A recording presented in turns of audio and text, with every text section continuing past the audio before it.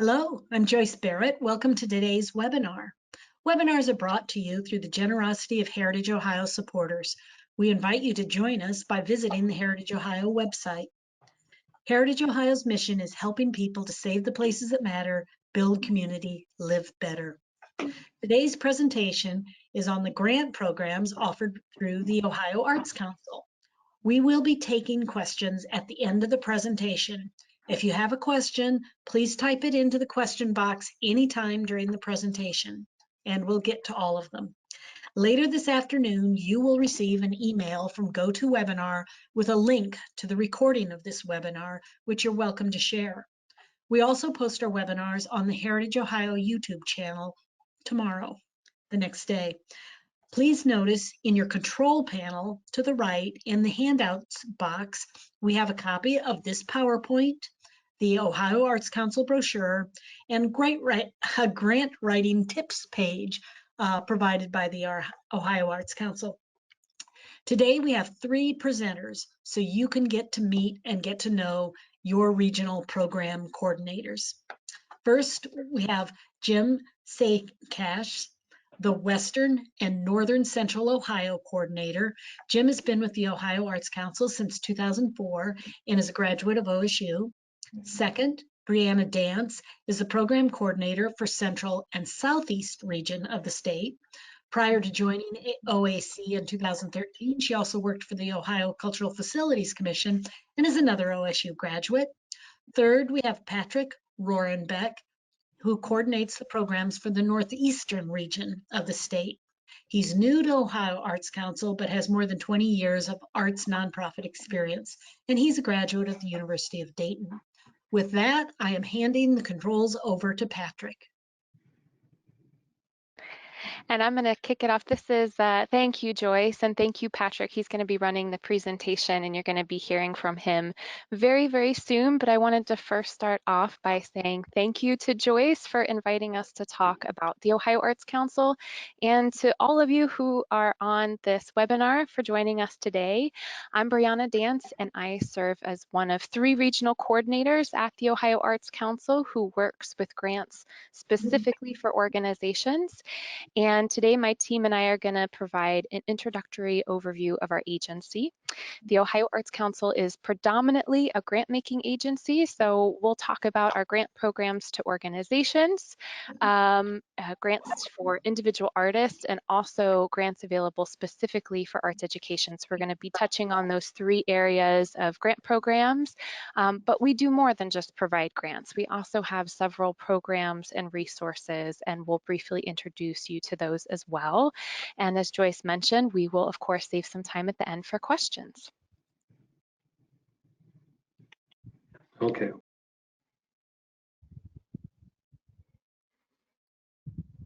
Why won't it go?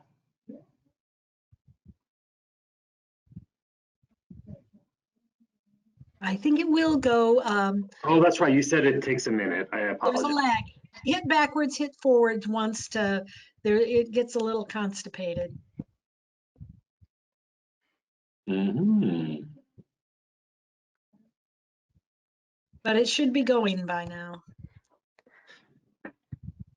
Okay. One more time. There we go. There. Thank you all for your patience. So the Ohio Arts Council is a state agency. Our mission is to fund and support quality arts experiences to strengthen Ohio communities culturally, educationally, and economically.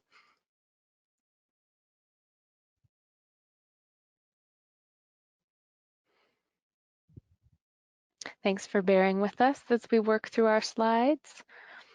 Okay, hold on.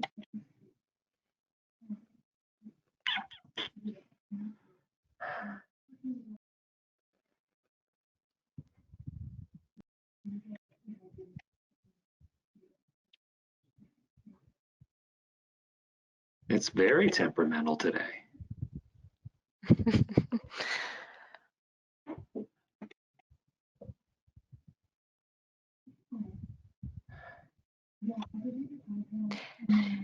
Okay.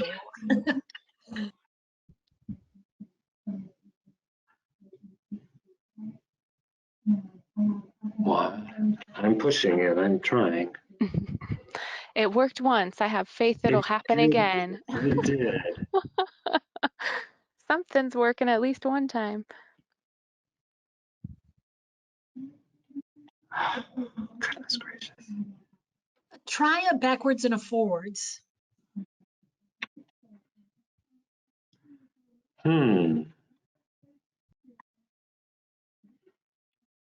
There we go.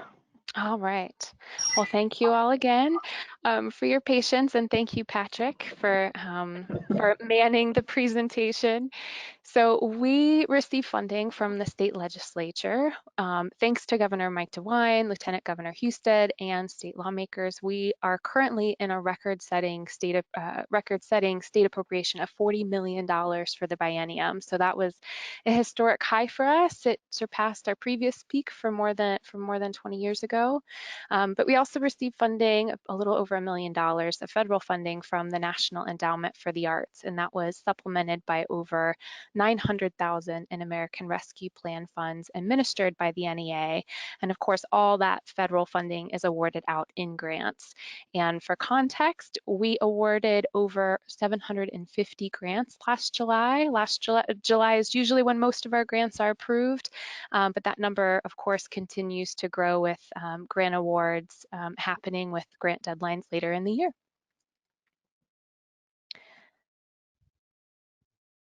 All right, good to see this next slide. Awesome, thanks, Patrick. So the OAC board is comprised of 15 voting members appointed by the governor and 4 non-voting members, 2 each from the Ohio Senate and House of Representatives. The board members come in from all over the state to ensure statewide representation, and they're engaged in several responsibilities, but of most relevance to our conversation today, they're the only body authorized to make grant awards and set policy. And here is our leadership team. Miss Donna Collins has been our executive director since 2014. She was previously the executive director of the Ohio Alliance for Arts Education and Ohio Citizens for the Arts.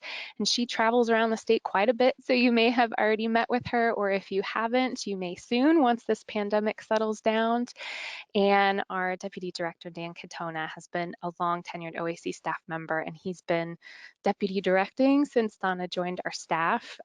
They care deeply about the arts in Ohio and are keen to know how best to support you, so don't be a stranger. And speaking of support, let's go ahead and dig into that financial support available for organizations. And for that, I'm going to hand it off to my colleague, Jim, to share those grants with you. Thank you. Thank you very much, Brianna. This is, again, Jim Sakosh. I'm from, obviously, the Ohio Arts Council, kind of a seasoned veteran here. I've been with the OAC since 2004. And prior to that, I was a working musician. So I'm all about the arts. We have a great mission, and we support arts and artists, and we do so through our organizational grant programs. As you can see, these are our smiling faces. And you'll also see that the state is divvied up into 3 sections. Obviously, you just listened to Brianna speak. She handles that section in the green, what we call the southeast southern part of Ohio, southeast southern part of Ohio. My other colleague, Patrick Roenbeck, handles that northeast corner, the yellow area. And of course, I get that western north central swath of Ohio. So what are the initial grant programs that most of our new and even some of our existing grantees will go to? This is kind of the gateway to funding with the OAC. You would come in through a project support category.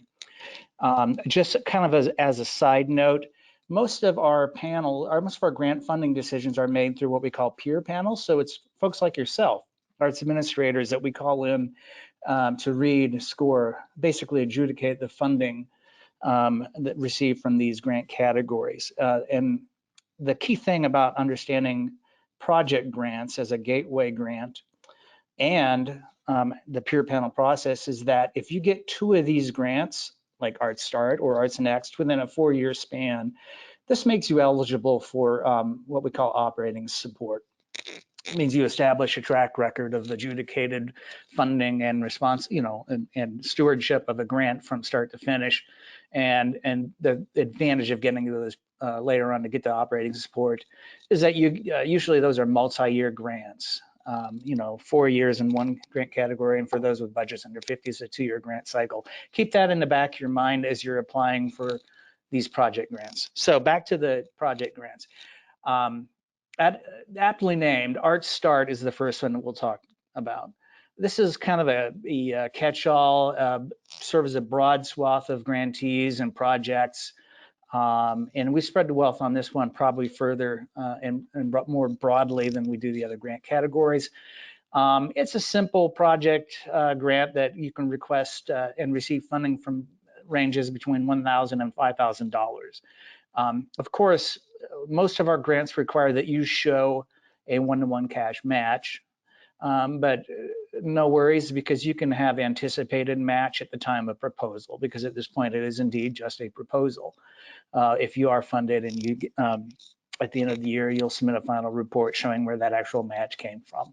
So that's Art Start. It covers everything from public murals, art classes at the local community center, to a performing arts series, as long as it happens in the fiscal year that the money is meant for. It's just about everything. And for history centers, they'll come in and do like a humanities project based on history. So you're looking at everything from quilt shows or photographic exhibitions of railways, that sort of thing. So you get the picture. It's a really broad, versatile grant category. The next one is Art Start.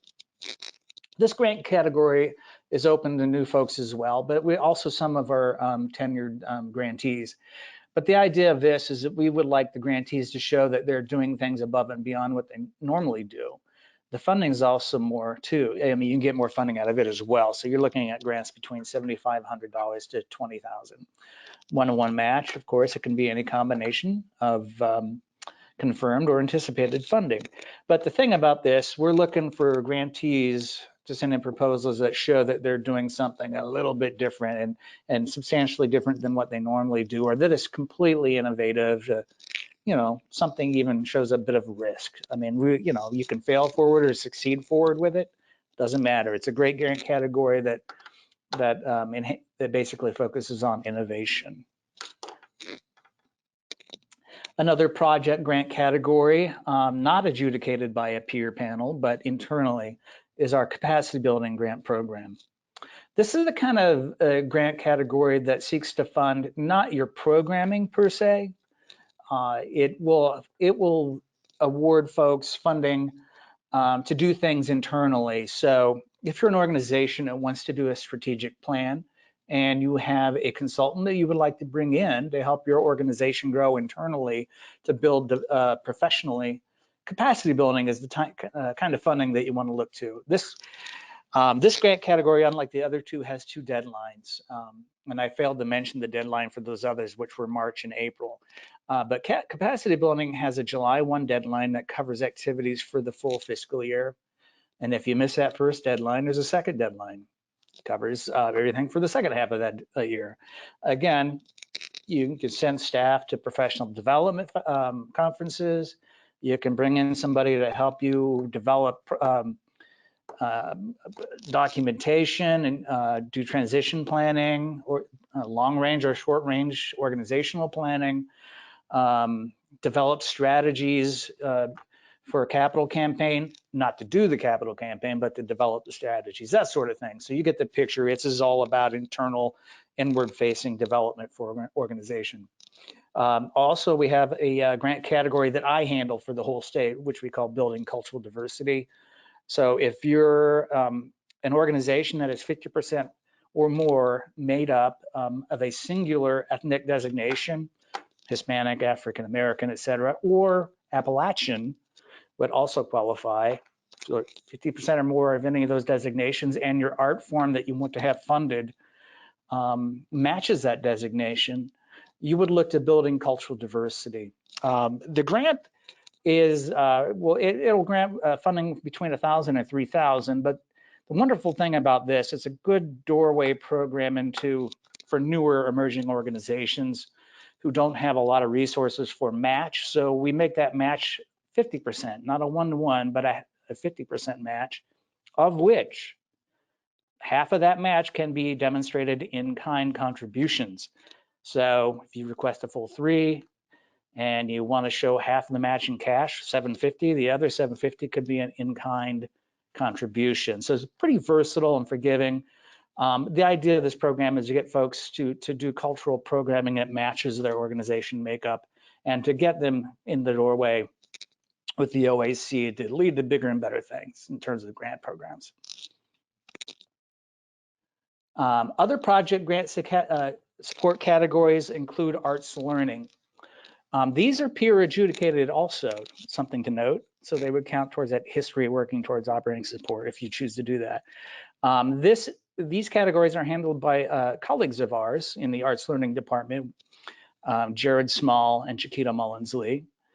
The first one here is the Artists with Disabilities Access Program.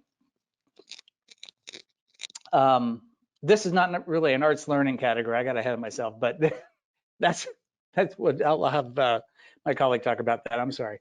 But the project support category with Artists with Disabilities Access Programming, this is a grant that organizations can apply to get funding to help to serve artists who have disabilities.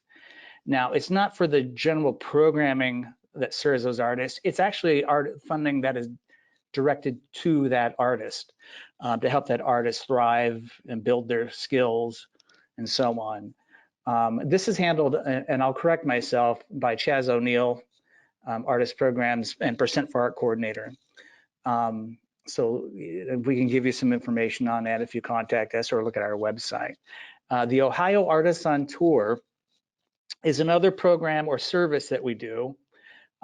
This is a grant that supplements funding that you already get from the OAC. Like if you get an Art Start grant and you're a presenting organization and it has a performance series and you want to use one of our artists on our roster, we have a roster of performing artists, we can supplement your funding for that time, that other grant, of up to $10,000. So it's funding that supports and adds to what you already have if you use a roster artist.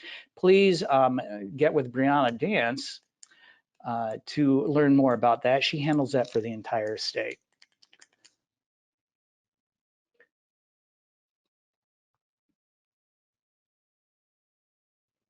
Okay, we're doing operating support now.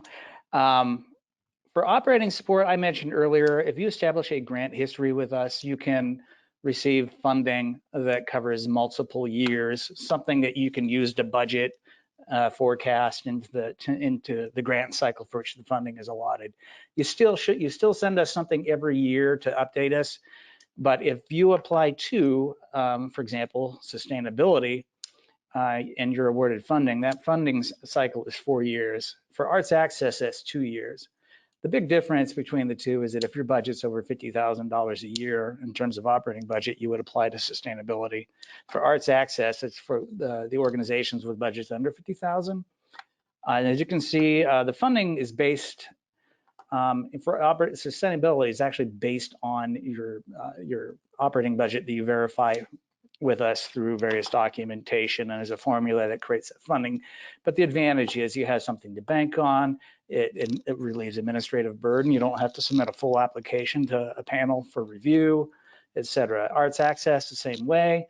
The funding for that is in that $1,000 to $5,000 range. Again, great grant programs that once you get a couple of those project grants under your belt, you can actually qualify to apply to either one of these grant programs.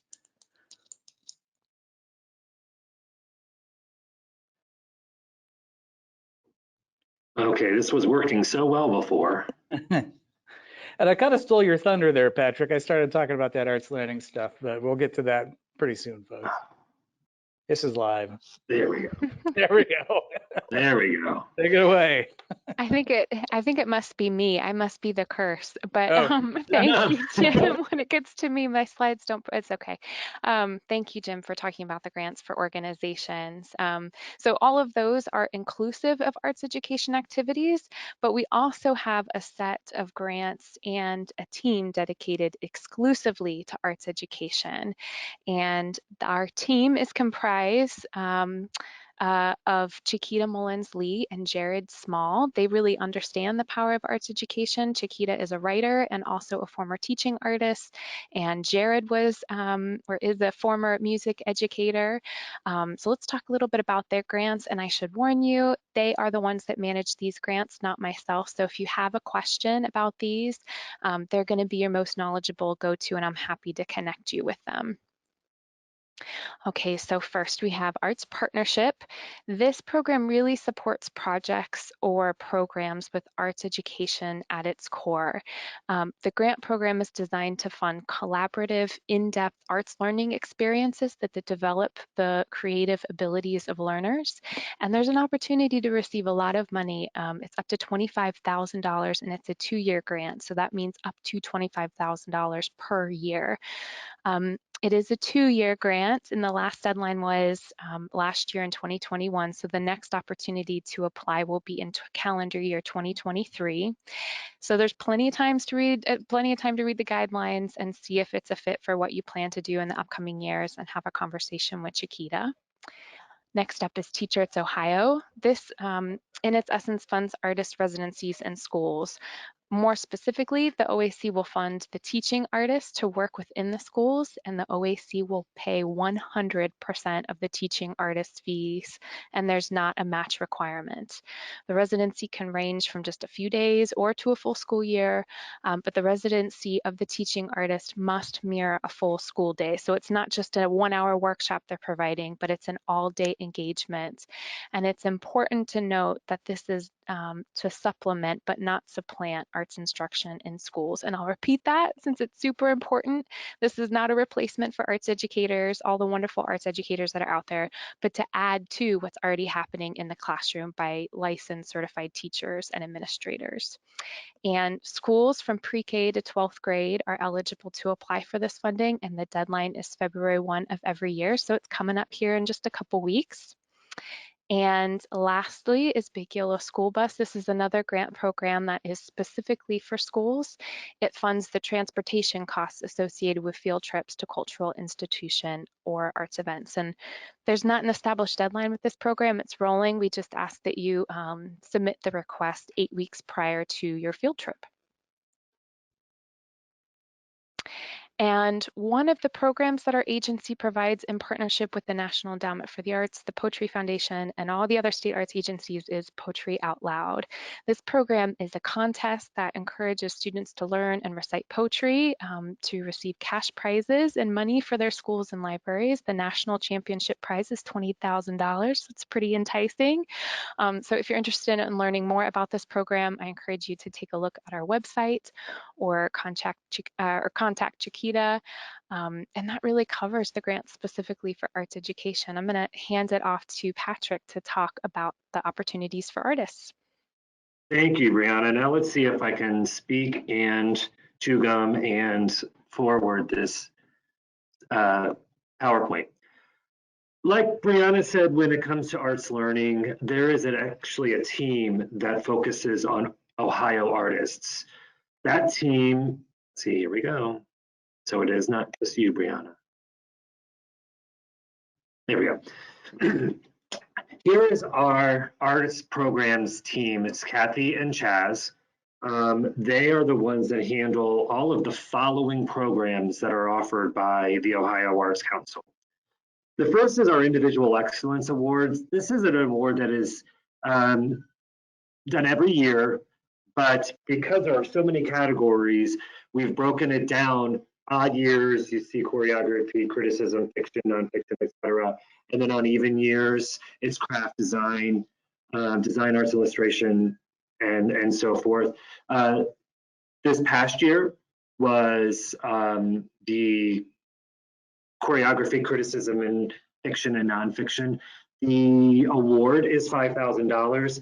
You can apply or be nominated as many years in a row, but if you do win, you do need to give yourself or the person that you're nominating a year off. Also, like in organizational program support, there is actually a program for artists with disabilities just for the artists. Now, this is offered twice a year.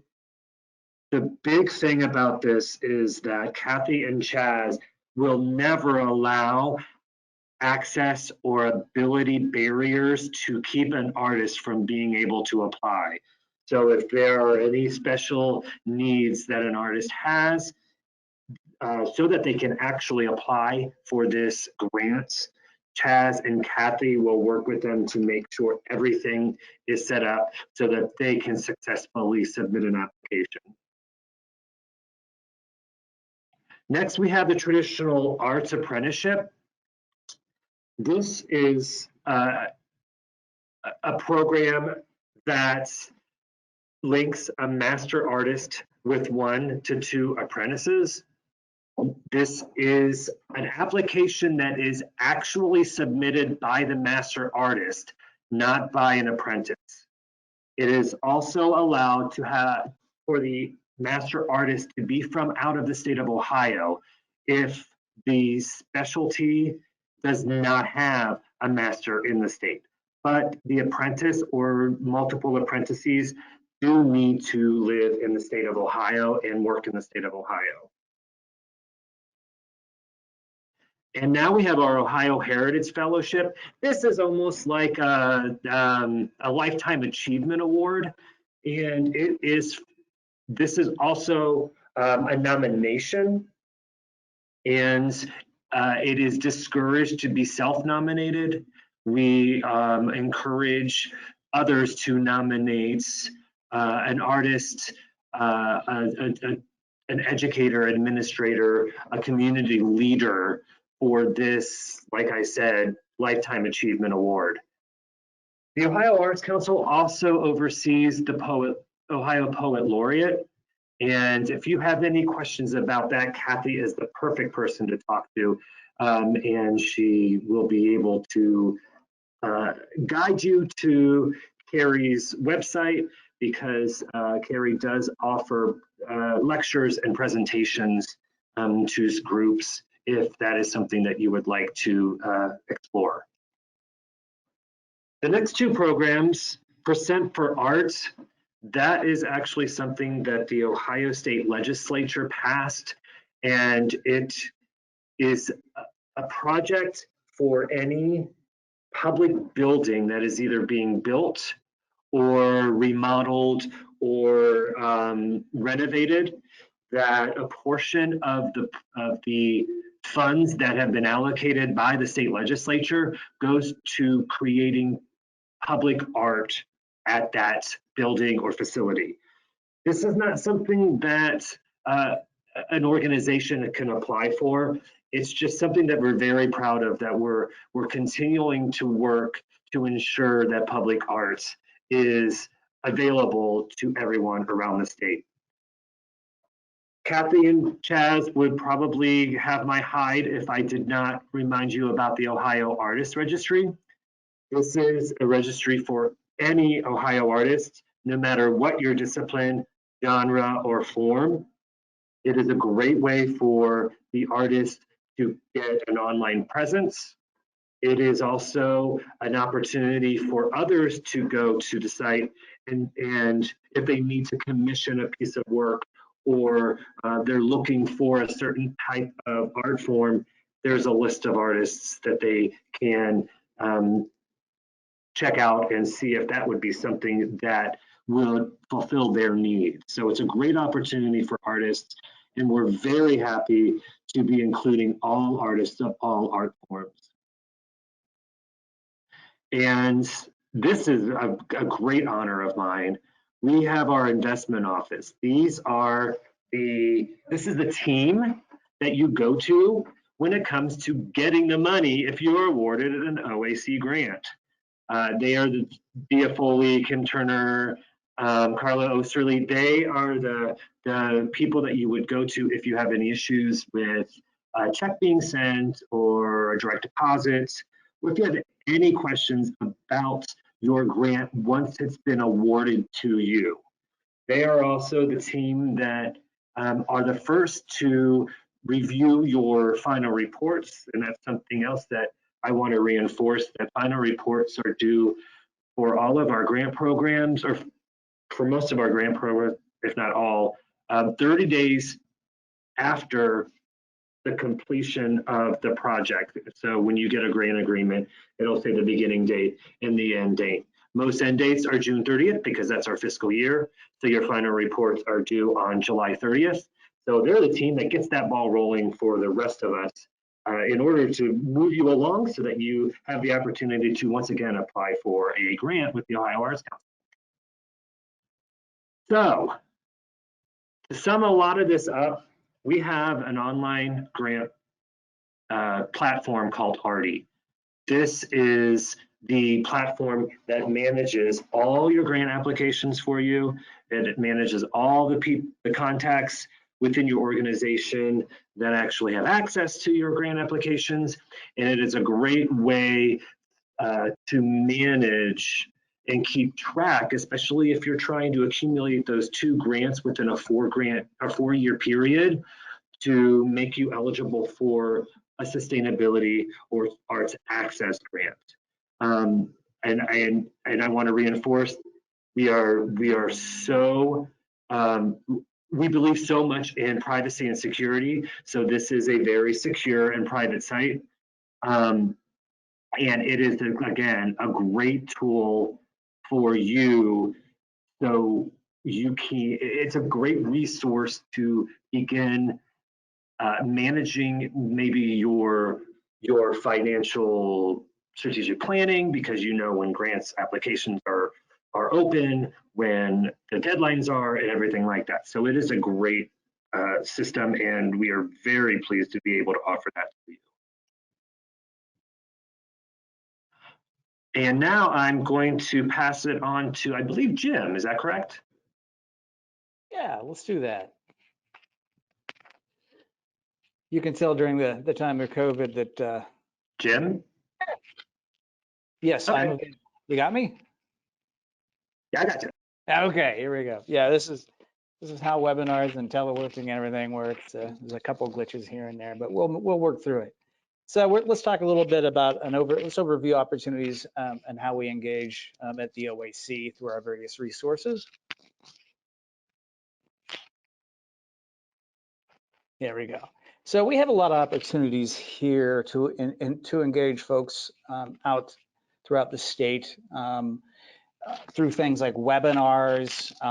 We'll have periodic webinars that are good for professional development, everything from how do you, topics like how do you engage a board of directors, social investing, DEI topics, and that sort of thing. It's a service we provide because we want not only to correspond with our constituents and to manage their grants and get them into the fold in terms of grant funding, but also, like the capacity building program, to provide you with resources that help you as an organization grow individually or as an organization overall. We also convene and hold conferences, such as the Arts Impact Ohio Conference, which we held 2 years ago. It was a wonderful way to engage people face to face, and yes, it will be face to face. I believe we have one coming up in Akron. Don't quote me on that, but we'll be sending notices pretty soon. But it's the kind of thing where you could go to listen to keynote speaker, to network with your peers and colleagues, to get to know the OAC staff and talk about other grant opportunities, to see how other organizations are doing things. It's a wonderful resource. Look for this coming up pretty soon. But we also have things like periodic email and newsletters that we send out that kind of give you stories and highlight features of organizations doing good work throughout the state, to get to know your OAC staff member and so on. So we have many platforms on which we engage, including Facebook and Twitter and and other, but we like to keep in touch. So this is part of what we do as services outside of our grant making. Special events. Well, we have a flagship event called the Governor's Awards that we hold every spring, late fall, early spring, rather late winter, early spring. And this is where we highlight the people throughout the state who are doing excellent work as arts administrators, who do good work in arts education programming. We highlight key arts patrons or support from business entities to show our appreciation for their support. And this includes, of course, the Irma Lazarus Award. It is a flagship event. It's held every year in downtown Columbus. Usually the whole staff is on board, so you get to meet us, you get to meet your peers, and it's really a top-notch event. I encourage you to attend this. We have one coming up here pretty soon. We also have a festival directory. This is actually a pretty popular resource. We have folks who are grantees and some who aren't grantees that have festivals or competitions throughout the state. Everything from the local strawberry festival to what have you, exhibitions throughout the state. It's really just a compendium of things happening from year to year. Every year there's a new directory. You can use it to plan vacations, etc. It's a wonderful resource. We do print a limited amount of these directories in a handy pocket-sized format. But these are also primarily available online, and we encourage you to use that resource, if not for business purposes, for pleasure. It's great to go see what arts are happening and cultural events are happening throughout the state. So we have other opportunities to engage. We have an art gallery run by our colleague, Kat Sheridan, where we hold not only exhibitions on a quarterly basis, but that feature Ohio-based artists, but we also do things, we do webinars there. We have some art classes and arts education opportunities there from time to time, workshops. It's family friendly. It's right there in the heart of downtown Columbus. In fact, it's at the Rife Center, which is also the office tower for some of our legislators. It's really a good way to get to know the OAC and other artists and to feature the good work that artists in Ohio do. I encourage you to go see the latest exhibition. It's wonderful. And on behalf of my colleagues, Brianna Dance, Patrick Morenbeck, and myself, we want to thank you for listening in, and we want to thank Heritage Ohio and Joyce for helping us connect to you. And at this point, I would turn this back over. Thank you, Jim, Patrick, and Brianna. Thank you so much for the presentation. As I wait for questions to come in, first I have a question about the festival guide. Do you have a deadline on the print copy? The print copy usually comes out, I want to say December. Brianna and Patrick might know this, but yeah, I usually see the boxes rolling in by December. Okay. If you need a copy, if want to inquire about a copy for this year's edition will be for what we call the calendar year 22 on directory. You could just call us or email us, and we'll connect you with the people in our communications department. And there is a way to send some out. I suspect we have a lot of people participating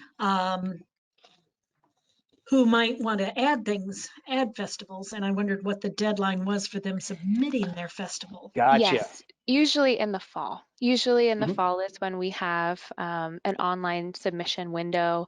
And if you're interested, we have if you go to our website under resources, you'll see Ohio Festivals directory, and there's some instructions and some information about how to submit there. Excellent, excellent. We have a question that I want to reiterate. A recording of this webinar will be sent to you in about an hour after 2 o'clock. So around between 3 and 4 o'clock, you should get an email from GoToWebinar, which will give you a link to this recording so you can watch it again. You can share that link. it usually takes about an hour, and you might have to look for that in different mailboxes. It's from GoToWebinar. We will also have it on our Heritage Ohio YouTube channel tomorrow morning probably, that you can come back to anytime you're looking for it. If you want run into somebody in town and say, ooh, you should watch this webinar, they can find it there. While we wait for more questions to come in, another thing I want to reiterate with all of the audience is how important it is to call these program officers, to call Brianna, Jim, and Patrick and talk about your project. Do you guys want to talk about that, sort of the discussion that you take with applicants? Sure, I can take that one. So yes, so I think that's a valid point we want to emphasize is really there's a lot of grant programs that the OAC provides. And so if you're not sure, if you're looking for funding for a specific thing, please don't hesitate to contact Jim, Patrick, or I, and we will happily put you into the grant program that's the appropriate fit. But also on top of that, we want to see your project succeed and your application succeed.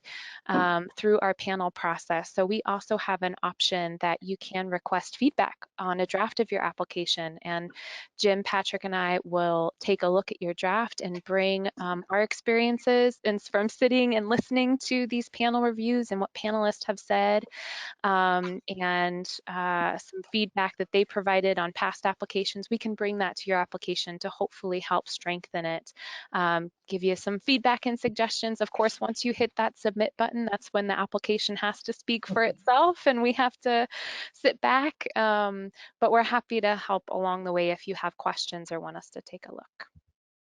Yeah, I think that's critically important that people understand that conversation with the program officer, so you don't try to force something into a box. Talking it through with them is going to help you find the appropriate grant one. We have a question from Linda who asks, are you available to send a speaker to the localities, to the local communities to share a presentation? Oh, yes. Oh, yes. Feel free Yeah. to, oh, am I speaking over Jim or Patrick? No, go. I was just to say, take it, Brianna. No, yeah, I mean, we would be happy to do if I'm understanding the question correctly, presentations for local communities and, continue this, or if you want to focus on a particular topic that's of interest in your community and would like to host a workshop, we are happy to do that. Right now, because of the pandemic, we are not traveling as much as we once used to. We're kind of waiting for things to settle down a little bit, but yes, please get in touch and we can work with you, because we do like going out in the field and meeting you in person and learning about what you guys are doing and seeing it in person. And that's key. That Brianna alluded to this. We want to see what you're doing because it helps us better help you get resources, such as funding, et cetera. And even if we can't be there in person to present, we can certainly host a Zoom webinar, a Zoom-based webinar, or anything like that. So get a hold of us, speak with Patrick, Brianna, or myself, and we'd be happy to see how we could accommodate your request. Great. Yeah, and I would like to also add to that, like Brianna said, we try to find the right grant program for you. We also, it's not our intention to force you to create a program just to get a grant either. We're always looking at what you're currently doing and seeing if there's anything that the Ohio Arts Council can support. Thank you. We have a question from Tina. We hold a series of music festivals every year in our community. We are not an arts organization. Is there a grant that would make sense for our organization? We can work with folks who hold initial eligibility is nonprofit status or nonprofit intent, as well as a board of directors and bylaws. So, but we can talk about that in detail. But you don't, if you are a community organization and you have nonprofit status, you can certainly get funding for a presenting series if you're working towards that status, or you could get a fiscal agent. So there's a couple ways to go about that. That kind of depends on a conversation that we can dig into the details a bit. So if I'm reading your question correctly, it's qualified probably. And I'll add on to that, the OAC, in terms of eligible applicants, you don't have to be an arts organization in order to apply for funding. You can be an arts organization. You can be a non-arts organization that does programming, which it sounds like that music series presenter is of that. And also educational organizations are eligible to apply as well. So it sounds like whoever's doing that music series, please reach out to us, because it sounds like if you're a nonprofit, then you're eligible. And we fund a lot of non-arts organizations that are doing that type of arts programming. Mhm. And That's exactly. And there's something I want to also, Joyce, I want to add is that with those initial grants that you come to us to apply for, it says project. It could be that single individual project, but like a music series, it could be a series or a suite of activities, as long as they happen within the upcoming fiscal year for which the funding is allotted.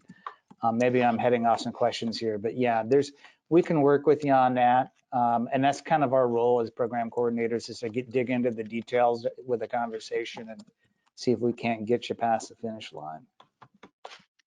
That's exactly right, exactly what they need. And that's, I think, so many organizations, when many of these organizations that are on do festivals within their community, and they are hiring musicians and artists, and don't get hung up in the nomenclature of the word artist. Because we have ice artists, right? The people who were designing the ice sculptures are artists. And there are a lot of times when you are working with artists, and that's what they are. Mm-hmm. Yes, we use the term artist, but we are very inclusive in terms of what artists mean. We're thinking of musicians. Yes, we're thinking of those ice sculptures that are there. We're thinking of, arts educators, the playwrights, the writers, that, any and every person who's engaged in some level of creativity, designers, for example, too. I could go on and on about who all could be an artist, but yes, that's a good point. We're a very inclusive definition of artists. Are film festivals or filmmaking allowable activities for OAC support?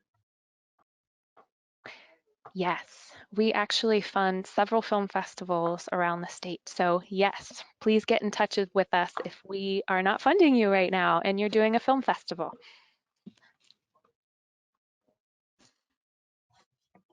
People ask more questions, because I'm sure what most of these are you are doing activities that are fundable and you just didn't think of them in that terms.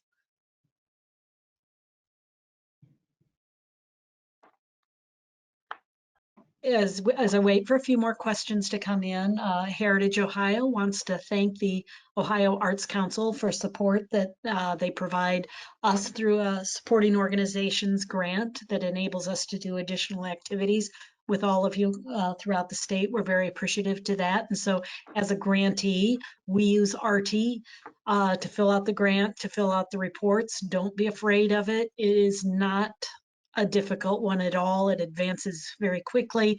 And if you're having problems with it, you're probably making it more difficult than it needs to be. That isn't the point. That's a good point, Joyce. It's like once you first get into it and register, it may seem daunting, but once you get into it the second time, it's actually pretty easy. At least that's what I've heard. And I should say, really, for anybody who's never applied to the OAC that's on this call, or even a current grantee, or for those who haven't, the first step is to get registered in ARTI, and you just need your organization's EIN number. That's all you need to get registered. If you recently, or if you're a new nonprofit and your EIN isn't pulling up automatically, give us a call. We'll help get you registered manually in the system. But that's really the main next step. And I should also mention, in one of the handouts that we mentioned, the OAC brochure, that has a listing of all the grant programs that we talked about today, along with the deadlines and the grant award amounts. So hopefully that'll be an easy reference guide for you guys as we touched over all these grant programs. But again, don't reach out if we can be of help. As I wait for another question to come in, I'll check and see if this would still be it. Oh, here's one I want to go with. If a community group is looking to provide free art classes for families, is it true that these are Art Starts grants? Could cover supplies, space fees, and teachers for art sessions? Is there any restriction on who can attend? I can address that quickly. Yeah, Art Start covers that kind of programming routinely. So the types of expenses that it would cover, I mean, it runs the gamut. So we have, when you get into one of our applications, it's kind of a boilerplate structured budget that you'll fill in some numbers. And among them, you'll see everything that you just mentioned. So artist fees, certainly, or that makes sense to use funding for that. Administrative fees, because it costs money to administer the program. So administrative personnel can get some funding. Overhead for marketing and office supplies involved in the program are there. There are some restrictions that are listed in a document on our website called Introduction and Overview that will tell you specific restrictions, and there are not that many, but there are some for educational institutions that apply to us. There's also, here's an example of a restriction where we can't cover hospitality, but we can cover the program itself. If you're buying a capital or equipment items, you're limited to 1,000. So that document I mentioned will show those, but there's not a whole lot. I mean, there's all kinds of expenses involved in running a program like that are certainly eligible. So again, that could be a conversation with your respective program coordinator as you're applying, and we can help guide you through that. Yeah, and if I can just add to that, Jim, too, that Art Start is really, we call it Art Start because it's where a lot of new to the OAC organizations start to get their funding history through us. And they start usually with that program because it's the most flexible in terms of what it can provide support for. So yeah, anything from film festivals to art classes to plays to music series, etc. I mean, it really is the most flexible in terms of what it can fund. So if you're looking for a grant and you're new, Art Start is really a great place to start to build your funding history. We have another question that's come in from Gwen. Is there still any COVID-related funding available? I think it was first come, first serve, Arts Resiliency Initiative. Yes, yes, so that is right. So we did have some funding that came through most recently through the Arts Resiliency Initiative. It was launched in October, and we had funding available on a first come, first serve basis until the funds were expended. And I'm sorry to say that the funds have been expended, and we actually went through it at the end of December. So we have officially closed that. So at this point, I'm sorry, at this point, we don't have any sort of relief opportunities available currently, but fingers crossed there may be some more. I don't really know of anything right now. But yes, the Arts Resiliency Initiative funding has closed as of December. So you don't have any ARPA pool money coming in? Not that I'm aware of right now. Mm-hmm. I also wanted to share as an example, and you tell me if this is still something that would be allowed. Capacity building grants, Heritage Ohio has used several times, and before my time, I believe in 2000, Heritage Ohio got a grant to design their first logo, to have an artist design that. Is that still an eligible project? Yeah, Joyce, that would be, yeah, that would be the a branding consultant, I imagine is what that project was about, if I remember.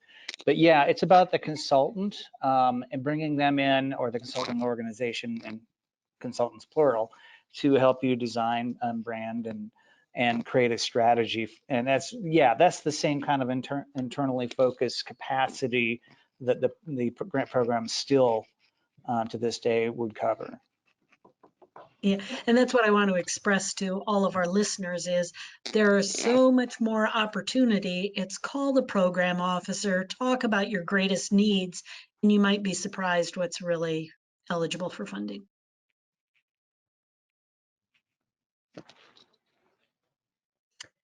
Well, I think we're at 1:55 and I haven't seen a question come in for a little bit here, so I think we can wrap up a few minutes early.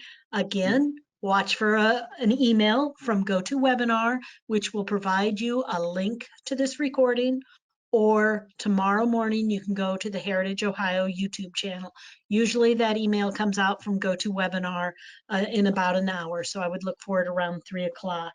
And the Ohio Arts Council people want to educate everybody in your community too, so feel free to contact them. I think that's in the slides in the brochure that's there in the handout section.